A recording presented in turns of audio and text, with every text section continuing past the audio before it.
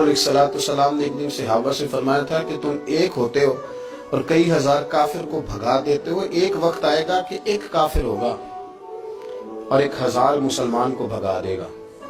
इस बीमारी को खास तवज्जो से सुनना और इसकी वजह भी सुनना कि बीमारी फैलती कैसे। बस इस बात को कभी ना भूलना, ये नफा देगी। कहा एक काफिर 1000 मुसलमान को आगे लगा के भगाएगा, क्योंकि वो पाक तैयब ताहिर दिलों वाले लोग थे। वो बोल पड़े, या रसूल अल्लाह सल्लल्लाहु अलैहि वसल्लम, क्यों एक काफिर 1000 मुसलमान को भगा डालेगा? क्या वजह हुई, क्या हो जाएगा? 2 जुमले मेरे नबी करीम ने, और बात खत्म कर दी। 2 जुमले फरमाया, तुम्हें वहन हो जाएगा।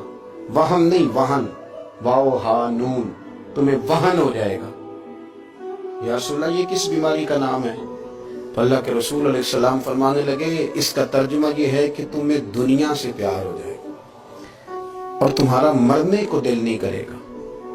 दुनिया से प्यार करोगे, मौत का लफ्ज आएगी, तुम्हें कराहत आएगी, कराहत। हालांकि मरना पक्की बात है, लेकिन तुम्हें जब मौत से कराहत आने लगे और जिंदगी से प्यार हो जाए, फिर काफिर तुम्हें भगाएं।